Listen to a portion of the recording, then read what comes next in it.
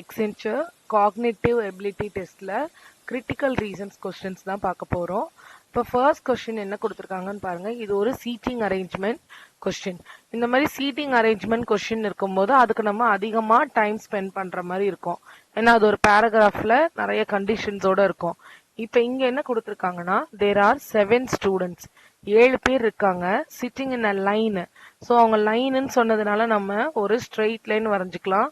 In a line facing north. ஒரு தடவை நம்ம படிக்கும் போதே அந்த டேட்டாக்கான டயக்ராம கீழே மார்க் பண்ணிட்டே வரணும்.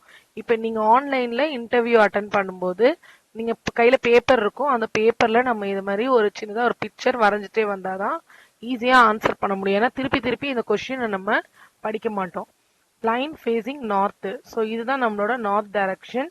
எத்தனை பேர் இருக்காங்கன்னா 7 பேர் இருக்காங்க. ஸோ 1 2 3 4 5 6 7 சும்மா 7 பேருக்கு மார்க் பண்ணியிருக்கோம். A and B are at end of the line அப்படின்னு சொல்லியிருக்காங்க. அதுக்கு ஒரு கண்டிஷன் கொடுத்துட்டாங்க இங்க, A is not at right end. So இதுதான் நம்மளோட ரைட்டு, இது நம்ம லெஃப்ட். ஏ வந்து ரைட் எண்ட்ல இல்லைன்னு சொல்லிட்டாங்க. அப்ப ஏ இங்க இருக்கும், பி இந்த பக்கம் இருக்கும். இது வரைக்கும் முடிஞ்சிருச்சு. அடுத்தது F is in the centre. F சென்டர்ல இருக்குன்னு சொல்லிட்டாங்க அவங்களே, அதனால எஃப் இங்க மார்க் பண்ணிட்டோம். G is to left of F. இப்ப நீங்க தான் எஃப்னு இமேஜின் பண்ணிக்கோங்க, உங்களுக்கு லெஃப்ட்ல ஜி. ஸோ இங்க தான் நமக்கு ஜி வருது. அடுத்தது C is sitting to the immediate. இந்த இம்மீடியட்ன்ற வேர்டு வந்து ரொம்ப முக்கியம். இம்மீடியட்னா நமக்கு பக்கத்துல அப்படின்னு அர்த்தம். ஸோ அடுத்து லெஃப்ட்ல எங்கேயோ இருக்கிறாங்கன்னு அர்த்தம் கிடையாது, எனக்கு அடுத்ததே அவங்க தான் அப்படின்றது அதோட meaning. So C is sitting to the left of D. இது டினா சி வந்து லெஃப்ட் ஆஃப் டில இருக்கு. இப்ப இது 2 பேர் சேர்ந்து தான் இருக்க போறாங்க, ஏன்னா இமிடியேட்னு சொல்லிட்டாங்களா. இவங்க 2 பேர் சேர்ந்து தான் இருக்க போறாங்கன்னா இந்த இடத்துல அவங்களால இருக்க முடியாது. அப்ப இந்த ஸ்பேஸ்ல தான் அவங்களால இருக்க முடியும். ஸோ சியும் டியும் இங்கதான் வரும். அப்ப லாஸ்ட் மீதி இருக்கிற பர்சன் யாரு, ஏபிசிடி. இ தான் மிஸ்ஸிங். ஸோ இ தான் நம்ம இங்க மார்க் பண்றோம். இப்ப நம்ம கொஸ்டினுக்கு போயிடலாம். கொஸ்டின்ல என்ன கொடுத்துருக்காங்கன்னு பாருங்க. ஹூ இஸ் ரைட் ஆஃப் ஏ. ஏக்கு ரைட், ஏ தான் இப்ப நாமன்னு இமேஜின் பண்ணிக்கோங்க. ஏக்கு ரைட்ல என்ன இருக்கா, இ இருக்காங்க. ஸோ ஆன்சர் இ. ஓகே, நெக்ஸ்டும் இதே மாதிரி ஒரு சீட்டிங் அரேஞ்ச்மெண்ட் தான். இங்க வந்து 6 பேர் இருக்காங்க. So 6 people. கிரிட்டிக்கல் ரீசனிங்ல seating arrangement, direction sense test எல்லாம் ரொம்ப இம்பார்ட்டன்டான டாபிக். ஸோ அடுத்தது வந்து 6 பேர் சிட்டிங் இன் அ ரோ. இவங்களும் ரோ வைஸ் தான் உட்காந்துருக்காங்க. இவங்களும் நார்த் டைரக்ஷன்ல தான் பாக்குறாங்க. So 1 2 3 4 5 6. D sits between A and C. A on the left and C on the right. இப்போ இது எனக்கு கரெக்டா எங்க எழுதுறதுன்னு தெரியாதனால நான் என்ன பண்றேன், அது பக்கத்துலயே எழுதி வச்சுக்கிறேன். டி வந்து நடுவுல இருக்காங்க. எப்படி நடுவுல இருக்காங்கன்னா, ஏ ஆன் த லெஃப்ட் சைட்ல ஏவும் ரைட் சைட்ல சியும், இவங்க 3 பேரும் சேர்ந்தே தான் இருக்க போறாங்க. அடுத்தது பாருங்க, B and E are sitting on the left and right corners respectively. So B ஒரு கார்னர்லயும் இ ஒரு கார்னர்லயும் இருக்காங்க. பி லெஃப்ட்ல, இ ரைட்ல. அடுத்தது third condition, F sitting to the left of E. இக்கு லெஃப்ட்ல எஃப் இருக்காங்க. ஸோ எஃப் இங்க மார்க் பண்ணியாச்சு. இப்போ ஏற்கனவே நம்ம 3 பேர் சேர்ந்தே இருக்காங்களா, அவங்களை கொண்டு வந்து இங்க ஃபில் பண்ணிக்கலாம். ஏடி சி, அந்த ஆர்டர் மாத்தாம ஃபில் பண்ணிக்கணும். இப்போ எனக்கு கொஸ்டின் என்ன கேட்டிருக்காங்க, who is sitting to right of D. Right of டினா இந்த பக்கம் யார் இருக்கான்னா சி. ஸோ என்னோட ஆன்சர் சி. ஓகே, இது வந்து இதுவும் ஒரு சீட்டிங் அரேஞ்ச்மெண்ட் தான். இந்த சீட்டிங் அரேஞ்ச்மெண்ட்ல நமக்கு எத்தனை பேர் இருக்காங்கன்னா 6 ஃப்ரெண்ட்ஸ் இருக்காங்க. இந்த நேம் வந்து நமக்கு ரொம்ப இம்பார்ட்டன்ட் கிடையாது, மார்க் பண்ணும்போது அப்படியே பார்த்து மார்க் பண்ணிட்டே வரலாம். இவங்க எப்படி உட்கார்ந்துருக்காங்கன்னா round table facing the centre of the table. So round mark பண்ணிக்கலாம். நம்ம ரவுண்ட் மார்க் பண்ணிட்டு 6 பேருன்றதுனால 1 2 3 4 5 6, 6 பேருமே எங்க பார்த்து உட்காந்துருக்காங்கன்னா சென்டர் ஆஃப் த டேபிள் தான் பார்த்துட்டு உட்காந்துருக்காங்க. ஸோ இது நீங்க ஆரோ மார்க் போட்டுக்கோங்க, இல்லைன்னா ஞாபகம் வச்சுக்கிட்டா ஆரோ மார்க் போட வேண்டாம். Jack is not sitting between Judith and Charlie, but someone else is sitting between them. So இப்ப ஜூடித் சார்லின்றவங்களுக்கு நடுவுல யாரோ ஒருத்தர் உட்காந்துருக்காங்க, பட் அது யார் கிடையாதுன்னா ஜேக் கிடையாது அப்படின்னு சொல்லியிருக்காங்க. இப்ப நான் இந்த இடத்துல ஜூடித் எழுதுனேன்னா இந்த இடத்துல நான் ஜூடித் எல்மா, இப்போ நம்ம 2 டயக்ராம் போட போறோம். ஏன்னா ஜூடித் சார்லி எந்த ஆர்டர்ல இருக்காங்கன்னு நமக்கு தெரியாது. ஸோ 1 2 3 4 5 6. ஒருவேளை ஜூடித் இங்க இருக்காங்க, சார்லி இங்க இருக்கலாம், இல்லைன்னா சார்லி இந்த பக்கமும் ஜூடித் இந்த பக்கமும் இருக்கலாம். ஸோ இந்த 2 டயக்ராம்ல எந்த டயக்ராம் மேட்ச் ஆக போகுதுன்னு தெரியல, அதனால இப்படி மார்க் பண்ணியிருக்கோம். இப்போ ஃபர்ஸ்ட் ஸ்டேட்மெண்ட் முடிஞ்சிருச்சு. நடுவுல ஜாக் இல்லைன்னு சொல்லிட்டாங்க. But someone else is sitting. So இங்க ஜூடித்னு தெரியறதுக்காக ஜேயூன்னு மார்க் பண்ணிக்கிறேன். ஓகே, அடுத்தது Alan is sitting next to Emma on her right hand side. So இங்க எலான் வந்து எங்க இருக்காங்கன்னா எம்மாக்கு ரைட் ஹேண்ட் சைட்ல தான் எலன் இருக்காங்க. இப்போ இவங்க 2 பேரும் அப்ப சேர்ந்தே தான் இருக்காங்க அப்படின்றத இதோட கண்டிஷன். அப்ப அடுத்தது என்ன கொடுத்திருக்காங்க, வேல்டன். அப்ப இந்த நடுவுல இருக்கிறது யாருன்னு இப்ப நமக்கு தெரியல. இப்போ பாருங்க, மொத்தமே 6 பேர் தான். இந்த 6 பேர்ல எலானோ, இந்த இடத்துல இருக்க எலானோ, இந்த இடத்துல இருக்க எம்மாவும் சேர்ந்துதான் இருக்காங்க. அப்ப இவங்க மிடில்ல ஜூடித்க்கும் சார்லிக்கும் நடுவுல இருக்கிறதுக்கான சான்ஸ் கிடையாது. அண்ட் ஜேக் அவங்க நடுவுல இல்லைன்னு சொல்லிட்டாங்க. இப்ப யாருக்கு அந்த சான்ஸ் இருக்கு? வேல்டனுக்கு தான் அந்த சான்ஸ் இருக்கு. ஸோ இந்த இடத்துல அப்போ நமக்கு வேல்டன் தான் வராரு. ஸோ இந்த காம்பினேஷனா இருந்தாலும் இங்க வேல்டன் தான் இருக்காரு. இப்போ எம்மா எங்க இருக்காங்க நமக்கு? Alan is sitting next to Emma on her left hand side. So Alan வந்து எங்க இருக்காருன்னா எம்மாக்கு லெஃப்ட் ஹேண்ட் சைடு. ஸோ இதை நம்ம எம்மான்னு வச்சுக்கிட்டா இந்த இடத்துல எலன் இருக்காரு. ஓகே, இதே காம்பினேஷன் தான் அதுலயும். அடுத்தது ஒரு Weldon is seated at the 4th position towards right of Alan. Right of எலன்னா எங்க வருது நமக்கு? 1 2 3 4. அப்ப இது நமக்கு மேட்ச் ஆயிடுச்சு. நம்பர் எடுத்துறேன். ஓகே, இது வரைக்கும் நமக்கு கரெக்டா இருக்கு. இப்ப மீதி இருக்கிற பர்சன் அந்த ஜூக் தான் இங்க வந்திருப்பாரு. சாரி, ஜேக் தான் இங்க வந்திருப்பாரு. அப்ப நமக்கு இந்த செகண்ட் டயக்ராம் தேவையில்லை. ஸோ ஃபர்ஸ்ட் இந்த டயக்ராம்லயே நம்மளால ஆன்சர் பண்ண முடியுது. இப்போ கொஸ்டினுக்கு போயிடலாம். கொஸ்டின்ல என்ன கேட்டிருக்காங்க? Which of the below mentioned statement is correct? எது கரெக்ட்னு கேட்டிருக்காங்க. Judith is second to the left of Widen. Judith வந்து வைடனுக்கு செகண்ட் லெஃப்ட்னு சொல்லியிருக்காங்க. பட் நமக்கு எங்க இருக்காரு? இம்மீடியட்டா பக்கத்துலயே இருக்கிறாங்க. அப்ப அந்த ஸ்டேட்மெண்ட் கரெக்ட் கிடையாது. அடுத்தது Judith is second to the right of Alan. Right of ஆலன்ல வந்து எம்மா தான் இருக்காங்க. அப்ப இவங்க கிடையாது. இங்க கொஸ்டின் வந்து ஜூடித் இஸ் செகண்ட் அப்படின்னு கொடுத்துருக்காங்க. பட் செகண்ட் கிடையாது, இம்மீடியட்டா இருக்காங்க. அப்ப அதுவும் தப்பு. Elon is sitting to the left of Emma. இதுதான் நமக்கு கரெக்ட். எம்மாக்கு லெஃப்ட் ஹேண்ட் சைட்ல தான் யார் இருக்கா? எலான் இருக்காங்க. ஸோ தேர்ட் ஸ்டேட்மெண்ட் நமக்கு இதுல கரெக்ட். நெக்ஸ்ட் கொஸ்டின் பாருங்க. இது ஒரு பிளட் ரிலேஷன் கொஸ்டின்ஸ். இப்போ இந்த பிளட் ரிலேஷன் கொஸ்டின்ல மேல வந்து நமக்கு சிம்பிளுக்கு பதிலா நம்பர்ல கொடுத்துருக்காங்க. A3P அப்படின்னா A is mother of P அப்படின்னு நம்ம மீன் பண்ணோம். A4Pனா A இஸ் பிரதர் ஆஃப் Pன்னு நம்ம எடுத்துக்கணும். இப்போ which of the following means that K is mother in law of M.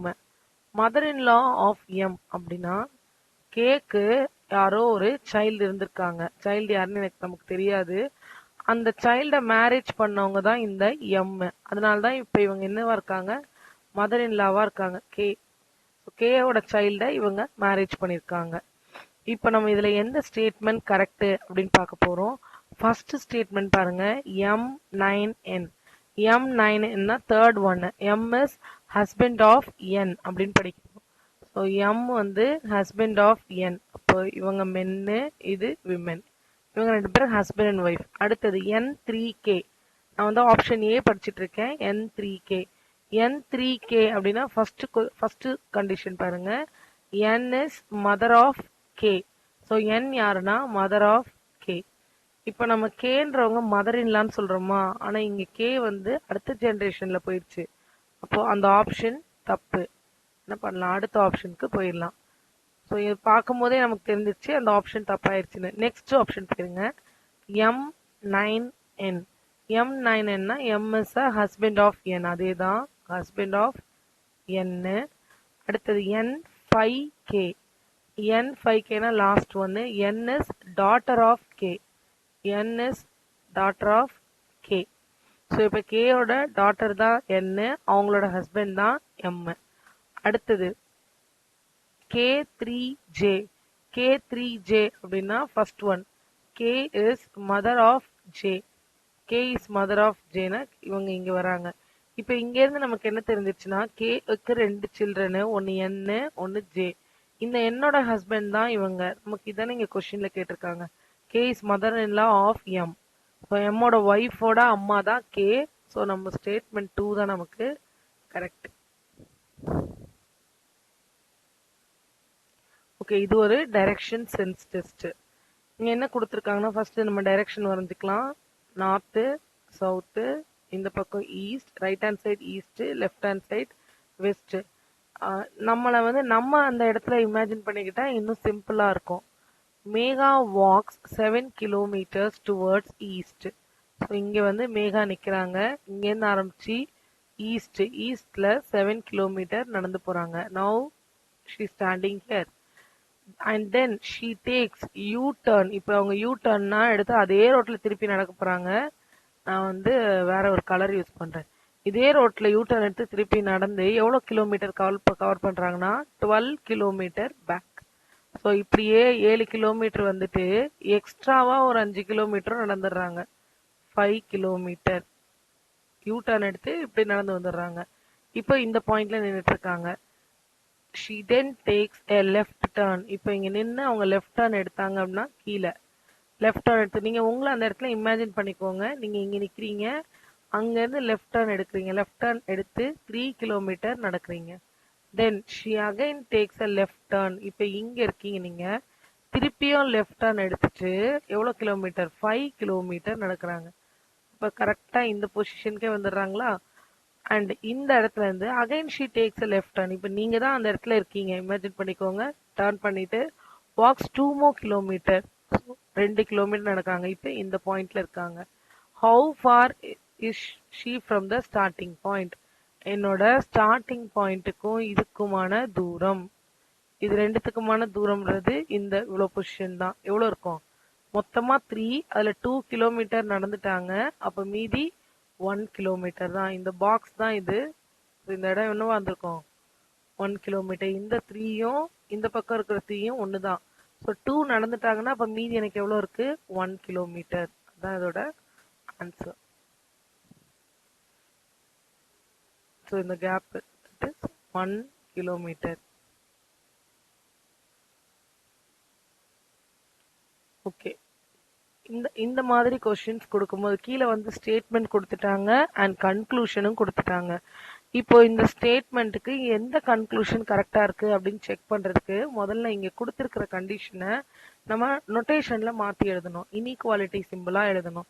இதை எப்படி எழுதலாம்னு பாருங்க. ஏ அட் பின்றது A is not bigger than B. பியை விட பெருசு கிடையாது அப்படின்னு சொல்றாங்க. So A not bigger than பின்னா அப்ப என்ன அர்த்தம், அதோட கம்மியா இருக்குன்னு அர்த்தமா. ஸோ ஏ வந்து less than or equal to B. நம்ம அது கூட வேண்டாம், அந்த அட்டுன்றதுக்கானது மட்டும் எழுதுவோம். அட் அப்படின்னா less than or equal to. ஏன்னா பியை விட பெருசு கிடையாது அப்படின்னா கம்மியா இருக்கு. So less than or equal to. அடுத்தது ஹேஷ்டேக். ஹேஷ்டேக் சிம்பிளுக்கு என்ன கொடுத்துருக்காங்க, neither figure then nor equal to. So அதிகமாகவும் இல்லை, அதுக்கு ஈக்குவலாகவும் இல்லை. அப்போ என்னவா இருந்திருக்கும் கம்மியா இருந்திருக்கும். அடுத்தது ஏ பர்சன்டேஜ். அப்போ இந்த பர்சன்டேஜ் சிம்பிளுக்கான அர்த்தம் நாட் ஸ்மாலர் தென் பி. கம்மியா இல்லை, அப்போ என்னவா இருந்திருக்கு அதிகமா இருந்திருக்கு, இல்லைன்னா ஈக்குவலாகவும் இருந்திருக்கலாம். அடுத்தது அண்டு. அண்டு எப்படி எழுதலாம் நம்ம, ஏ is neither smaller nor equal to. கம்மியாவும் இல்லை ஈக்குவல் டுவாவும் இல்லை, அப்போ அது வந்து அதிகமா இருக்கு அப்படின்னு அர்த்தம். அடுத்தது ஸ்லாஷ். ஸ்லாஷ்கான meaning is neither smaller than nor bigger than. So கம்மியாவும் இல்லை அதிகமாவும் இல்லை அப்படின்னா என்ன அர்த்தம், ஈக்குவலா இருந்திருக்குன்னு அர்த்தம். இப்போ இதை யூஸ் பண்ணி கீழே நம்ம எழுதலாம். இ அண்ட் எஃப். என்னோட ஃபர்ஸ்ட் ஸ்டேட்மெண்ட் பாருங்க, இ அண்ட் எஃப். அண்டுன்றதுக்கான என்ன கண்டிஷனிங்க, கிரேட்டர் தென். அப்போ இ கிரேட்டர் தென் எஃப். அடுத்தது எஃப் பர்சன்டேஜ் ஜி. பர்சன்டேஜ்ன்றது greater than or equal to. So greater than or equal to G. அடுத்து ஜி ஹேஷ்டாக் ஹெச். ஹேஷ்டாக்ன்றது less than. So less than H. ஸ்டேட்மெண்ட்டை எழுதியாச்சு. இந்த மாதிரி கொஸ்டின்ஸ் வந்து நம்ம டைரக்டா இன்டர்வியூ போகும்போது இந்த கொஸ்டின்ஸை நம்ம பார்த்தோம்னா இது என்னன்னே தெரியாது. ஸோ ப்ராக்டிஸ் பண்ணியிருந்தோம், நம்ம முன்னாடியே இது என்ன அப்படின்றத பார்த்துருந்தோம், இது மாதிரி ஒரு 10 கொஸ்டின் சால்வ் பண்ணிட்டோம்னா நம்ம எக்ஸாம் அங்கே உட்காந்து நம்ம அட்டன் பண்ணும்போது நம்மளால வேகமாக அட்டன் பண்ண முடியும்.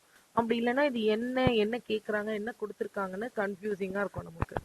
நெக்ஸ்ட் கன்க்ளூஷன் இதுக்கு செக் பண்ண போகிறோம். ஜி ஹேஷ்டேக் இ அப்படின்னு கொடுத்துருக்காங்க. ஜி ஹேஷ்டேக் இது ஸ்டேட்மெண்ட் முடிஞ்சிருச்சு. நான் கன்க்ளூஷனை ரெட் கலரில் எழுதுனேன். இதில் எந்த கன்க்ளூஷன் கரெக்டுன்னு நம்ம இப்போ செக் பண்ணணும். ஜி ஹேஷ்டேக் இ, ஹேஷ்டேக்னா என்னது, less than. So G less தென் இன்னு ஒரு கன்க்ளூஷன் இருக்கு. அடுத்தது ஜி லெஸ் தென் இ தானா அப்படின்னு நம்ம இங்கே செக் பண்ண போகிறோம். அடுத்தது ஐ அண்ட் கே இருக்கு. பட் ஐ கே வச்சு நமக்கு எங்கேயுமே இல்லவே இல்லை, இந்த ஸ்டேட்மெண்ட்ல ஐயும் இல்லை கேயும் இல்லை. அடுத்தது ஹெச் அண்ட் இ, அண்டுக்கானது greater than. So H is greater than E. H greater than இயா அப்படின்னு செக் பண்ணுங்க. இந்த பக்கம் கிரேட்டர் தென் சிம்பிளும் ஹெச் பக்கத்தில் லெஸ் தென் சிம்பிளும் இருக்கு. இப்போ என்னோட இந்த ஸ்டேட்மெண்ட்டும் தப்பு. இந்த ரெண்டு ஸ்டேட்மெண்ட்டும் நமக்கு தப்பா இருக்கு. இப்போ ஒரே ஒரு ஸ்டேட்மெண்ட் தான் இருக்கு, which is G less than E. இந்த ஜி லெஸ் தென் இ கரெக்டா அப்படின்றத நம்ம செக் பண்ண போறோம்.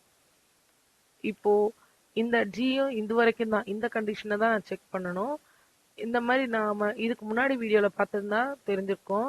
Greater than or equal to இப்படி ரெண்டு சிம்பிளும் இருந்ததுன்னா நமக்கு எது காமனா இருக்கோ அந்த சிம்பிளை யூஸ் பண்ணிக்கணும். அப்ப இதை வந்து நான் இ greater than F greater than G அப்படின்னு எழுதலாம். அப்ப ரெண்டு சிம்பிளும் சேமா இருந்தா நடுவில் இருக்கிறத எழுதணும்னு அவசியம் இல்லை. So E greater than G. E greater than ஜியை மாத்தி எழுதுனா G less than E. So என்னோட ஃபர்ஸ்ட் கன்க்ளூஷன் தான் கரெக்ட். இந்த மாதிரி சம்ஸ் கொடுக்கும்போது முதல்ல சிம்பிள்கான டேர்ம்ஸ் எழுதிட்டு அதுக்கப்புறம் ஸ்டேட்மெண்ட்க்கு வரணும்.